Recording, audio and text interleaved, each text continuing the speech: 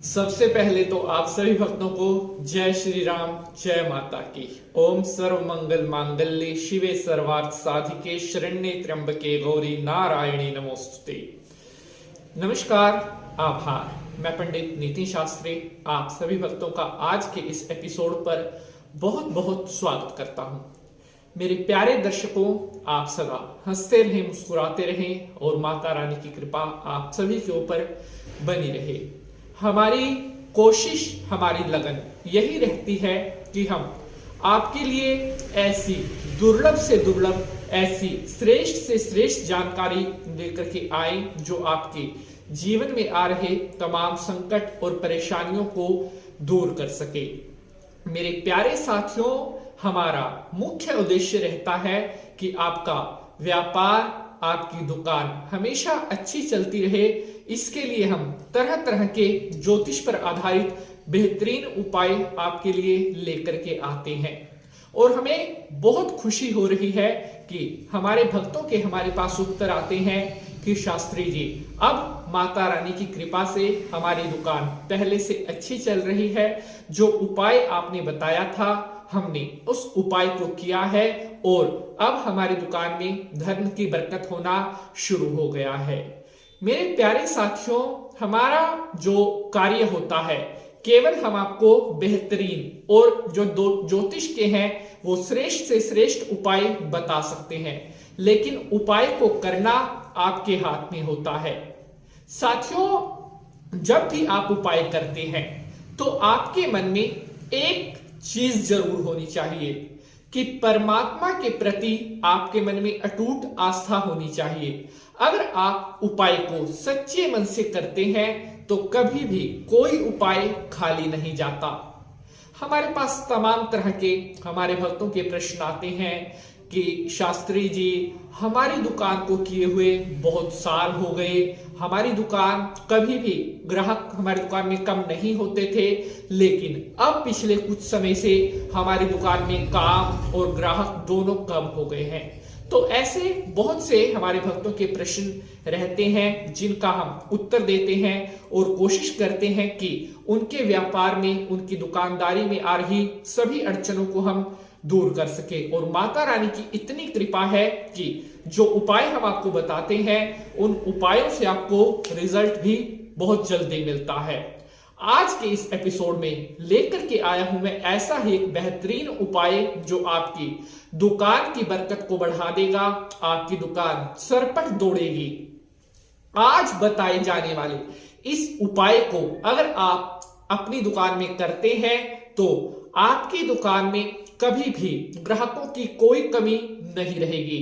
चाहे आपकी दुकान में किसी ही तरह का कोई भी नेगेटिव दोष क्यों ना बन रहा हो, वो सारे दोष धीरे धीरे करके समाप्त हो जाएंगे अगर आप यह एक कार्य अपनी दुकान में करते हैं। हम सभी चाहते हैं कि जहां पर हम अपनी पूंजी लगाएं, चाहे वो दुकान हो, कोई बिजनेस हो, कहीं पर भी अगर हम अपनी पूंजी इन्वेस्ट करते हैं, हम अपना पैसा इन्वेस्ट करते हैं, तो हमारा जो उद्देश्य होता है वो यही होता है कि लगाए जाने वाले पैसे का अच्छा रिटर्न हमें मिल सके। अगर हम कोई दुकान कर रहे हैं तो हमारा उद्देश्य होता है कि दुकान में से हमारे पास अच्छा पैसा आए, हमारी जेब में पैसा रहे, हमारी बचत भी अच्छी खासी हो। लेकिन कई बार इन्वेस्ट किए गए पैसे का अच्छा रिटर्न हमें नहीं मिलता, या यूं कह लीजिए कि जो पैसा हम लगाते हैं कई बार वह डूबने तक की कगार पर आ जाता है। तो इसमें अब आप बिल्कुल भी घबराएं मत, क्योंकि हमारे ज्योतिष शास्त्रों में कहा गया है, समस्याएं हैं तो समाधान भी है, ग्रह अगर खराब है तो उनके निदान भी है।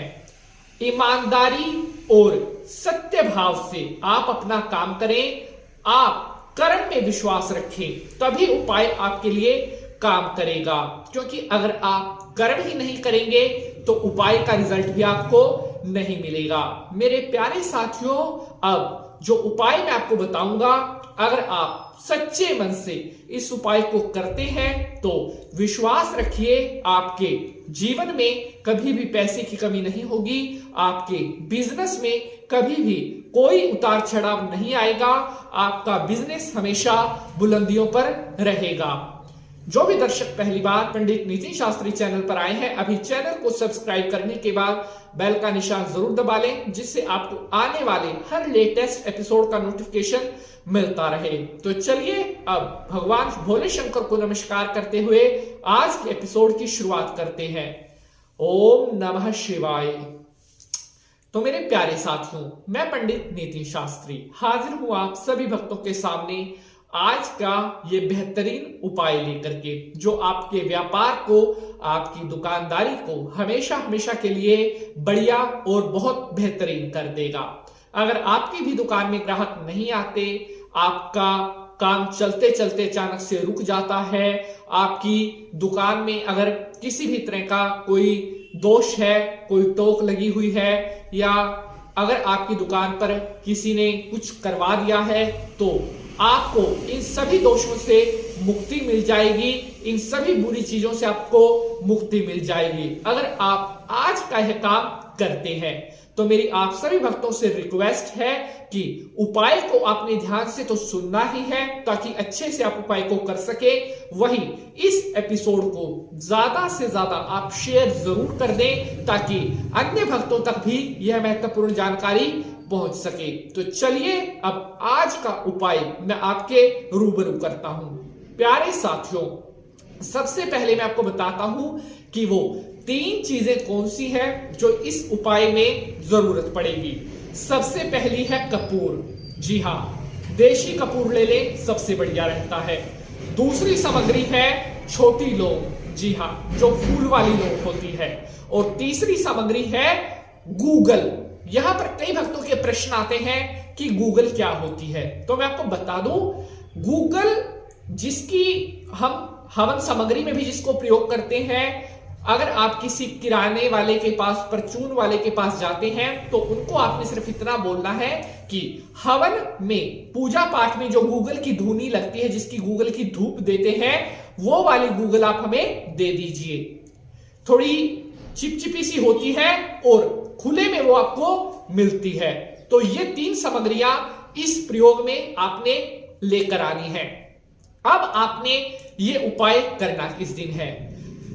ये उपाय पूर्णिमा के दिन आपने शाम के समय करना है। साथियों, ध्यान से एक एक पॉइंट आप अच्छी तरह से सुन ले, क्योंकि काफी भक्तों के फिर बाद में प्रश्न हमारे पास आते हैं कि उपाय किस दिन करना है, उपाय का टाइम क्या है, और भी। तो अगर आप एपिसोड को, उपाय को ध्यान से सुनते हैं, आपके सारे प्रश्न जो है वो एपिसोड में ही क्लियर होते हैं। तो पूर्णिमा के दिन शाम के समय सूर्य के अस्त होने के बाद आपने इस उपाय को करना है। करना किस प्रकार से है? आपने कपूर की 1 टिक्की लेनी है। 1 कपूर की टिक्की लेकर के, और 4 फूल वाली लौंग और थोड़ी सी गूगल ये ले लेनी है। गूगल को आप फिलहाल अलग रखें, कपूर को आप अच्छी तरह से पीस लें, उसको बारीक कर लें, पाउडर बना लें। उसके बाद जो 4 लौंग आपने ली है, उसको भी अच्छी तरह से आप पीस लें, जिससे उसका भी अच्छी तरह से पाउडर बन जाए। उसके बाद आपने जो कपूर का पाउडर बनाया था और लौंग का पाउडर, उन दोनों को आपस में मिक्स कर लें। और उसके बाद जो थोड़ी लौंग आपने ली थी, उसको भी आप वहां पर रख लें। अब इन तीनों सामान को चाहे तो आप मिट्टी की किसी कुज्जी में, मिट्टी की जो छोटी सी प्लेट होती है उसमें भी रख सकते हैं, या स्टील की कोई थाली है उसमें भी आप रख सकते हैं। अब आपने माचिस के साथ उस कपूर को चेतन करना है, और अब उसमें जो धुआं निकलेगा, जो धूप निकलेगी, आपने अपनी पूरी दुकान में उसकी धुनी करनी है। और अपने मन में ओम महालक्ष्मी नमः, महालक्ष्मी नमः ऐसा बोलते हुए वो धूप आपने अपनी पूरी दुकान में दिखानी है। 7 बार राउंड अपनी पूरी दुकान में लगाना है। 7 बार राउंड लगाने के बाद एक स्थान पर आप कहीं पर भी खड़े हो जाएं अपनी दुकान में, और राइट हैंड से उसका धुआं ऐसे पूरी दुकान में दिखाते रहें जब तक वह चल रही है। उसके बाद जब वह शांत हो जाए तो उस थाली को आप साइड में कहीं पर भी रख सकते हैं। अगर उसकी कुछ राख बच रही है उसको आप किसी कागज में ले लें और चलते हुए पानी में आपने वह प्रवाहित कर देनी है। अगले दिन भी कर सकते हैं, उससे अगले दिन भी, जैसे ही आपको टाइम मिले 1-2 दिन में उस राख को आप प्रवाहित कर सकते हैं। ये प्रयोग आपने लगातार 7 पूर्णिमा करना है। इस पूर्णिमा के बाद अगली जो पूर्णिमा आएगी उस पूर्णिमा को फिर इसी तरह से ये 3 सामान मिलाकर के आपने इसकी धूप पूरी दुकान में देनी है।